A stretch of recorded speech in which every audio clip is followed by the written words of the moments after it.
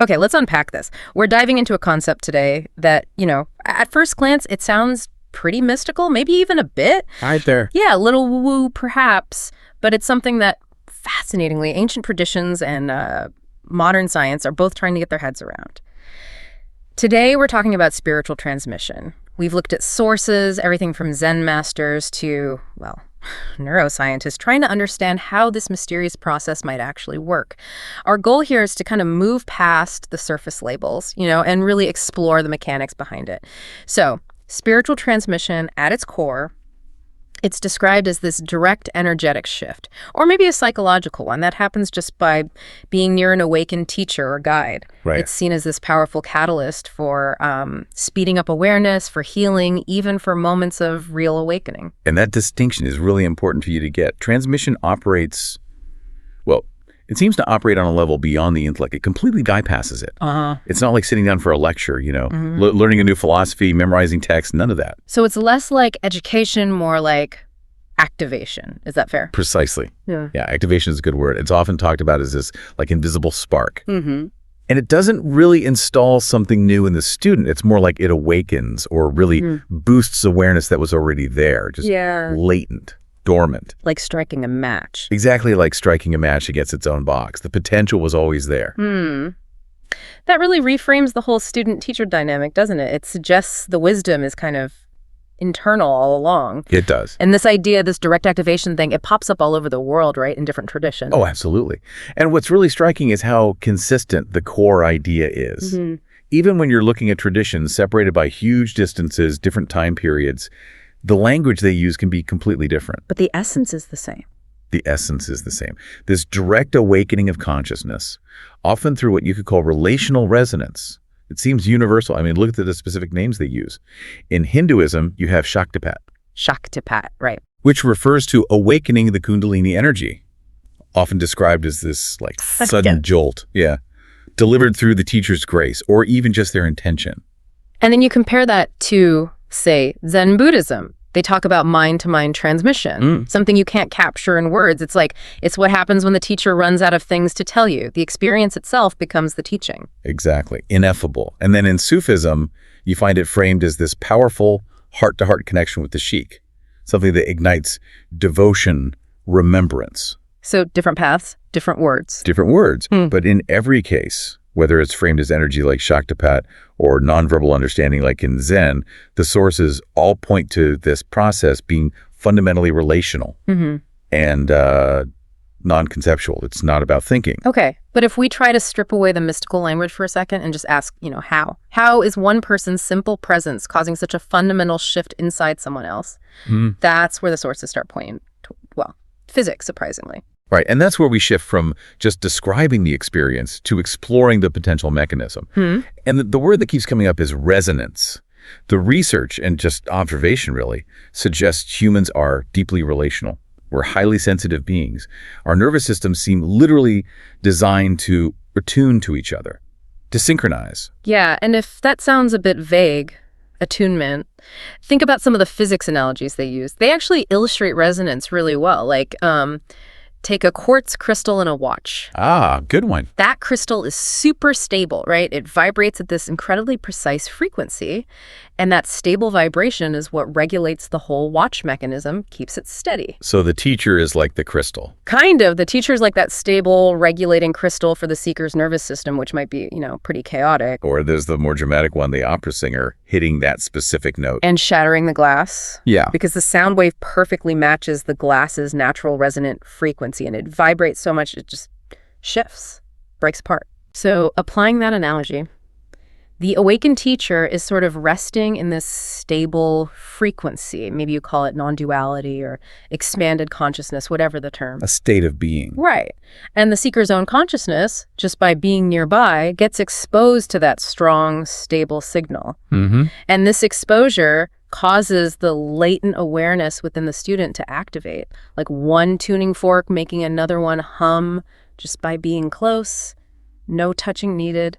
And this synchronization can happen through really subtle means. We're not necessarily talking about grand gestures. Right, like what? It could be the teacher's relaxed posture, their steady breathing rhythm, even just the way they hold their gaze very subtle. tiny, almost invisible, nonverbal cues. The sources use that analogy of the two pendulum clocks, didn't they? The Huygens clocks. You put them side by side on the same wall, swinging randomly at first. But give it time. And eventually they synchronize their swings perfectly, just through the tiny vibrations traveling through the wall. It's physics. And it's a great metaphor for how a student's nervous system might gradually sync up with the grounded state of the teacher. That's quite profound, actually. It changes how you think about the teacher's role. It's less about doing something to you, more about being something near you. Exactly. So if we accept this possibility, this energetic resonance, how does modern neuroscience weigh in? Does it back up this idea of like physiological co-regulation? Oh, definitely. This is where we can connect the dots with some, hard science.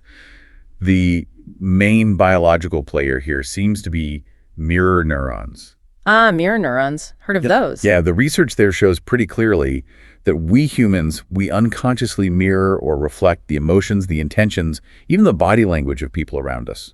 We're basically wired to observe others and then internally simulate their state. It's fundamental to empathy, to learning. So it's not just reading body language, it's actually feeling it in a way. It goes deeper. It's about physiological co-regulation. Our actual physical states, heart rate, breathing patterns, overall emotional tone can start to synchronize with those we're interacting with. Like a baby calming down? Exactly. Think about the most basic example. A distressed child instinctively calms down. Their breathing regulates just by being held closely by a calm, grounded parent. Their nervous systems are literally settling each other. Okay, I get it. So the seeker's nervous system, which might be running on high alert, anxiety, whatever, it essentially experiences this radical calming and expanding effect in the teacher's presence because their own system starts mirroring the peace it's encountering. It kind of bypasses all the usual mental loops. Precisely. And this connection, this physiological calming, is really key when we think about some practical applications people talk about. Like what?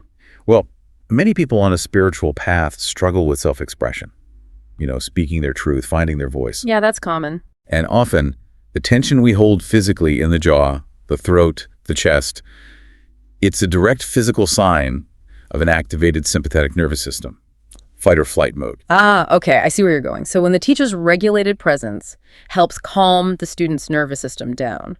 That physical tension, the literal clenching in the jaw and throat, it starts to release physiologically. And then the voice can flow more naturally, not because of some magic spell, but because the biological block, the tension that was physically restricting the throat, just dissolves. That seems to be the mechanism. So whether you use the language of subtle energy, Shaktipat, Kundalini rising, or you frame it purely in terms of mirror neurons and nervous system co-regulation. The result is the same. The result points to the same thing.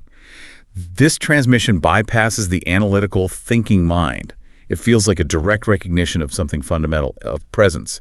So it really is less like receiving some brand new gift you didn't have before, and much more like remembering a song that was playing inside you all along, just faintly, and now it's being amplified because someone nearby is already tuned into it loud and clear. That idea of remembering, that must lead to some powerful subjective experiences, right? What do people actually report feeling when they experience this kind of deep transmission?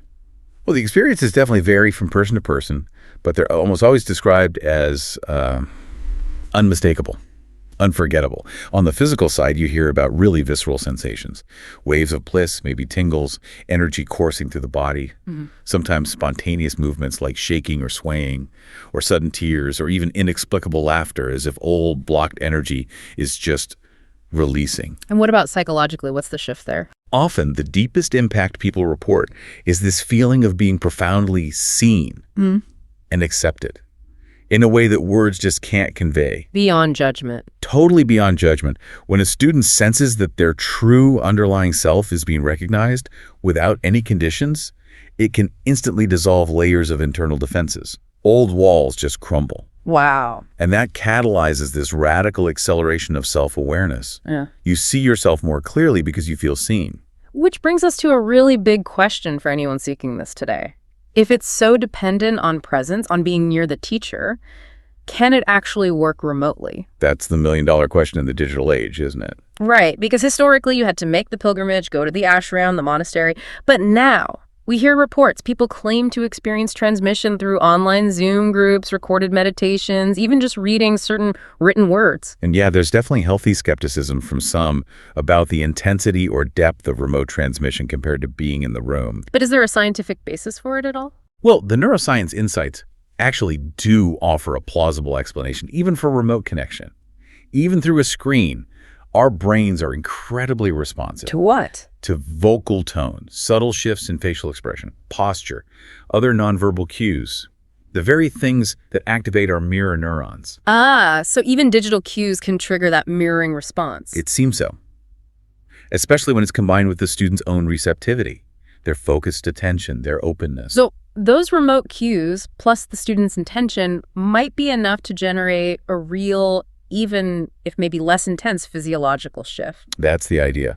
The field of direct physical presence likely acts as a powerful amplifier, no doubt. And the source material generally agrees that the most profound, the most rapid transmissions still tend to happen when student and mentor share that immediate physical space. Makes sense. That combination of subtle energy, deep nervous system co-regulation, embodied example, it just creates the most potent environment for awakening. Okay, so wrapping this up, what does this all mean? We started with this concept that sounds ancient, maybe a bit mystical, Shaktipat, mind-to-mind transmission, and we've managed to trace its core mechanism through, well, pretty reliable principles, laws of physics like resonance, and the basic biology of our own nervous systems, like mirror neurons. So transmission seems to be this genuinely potent tool for awakening, one that operates fundamentally through alignment. The teacher's stable frequency helps you remember or tune into your own innate stability. Exactly. And perhaps the final provocative thought for you to sit with is this. If this whole process, spiritual transmission, is fundamentally about activating what's already within you, if it's not really about receiving anything new from the outside, then what does that truly imply about the inherent untapped capacity for peace, for awareness that's resting right here, right now, within your own nervous system? Maybe you don't actually need a brand new gift from somewhere else. Maybe, just maybe, all you need is a quiet moment of attention to remember the song you've actually been playing all along.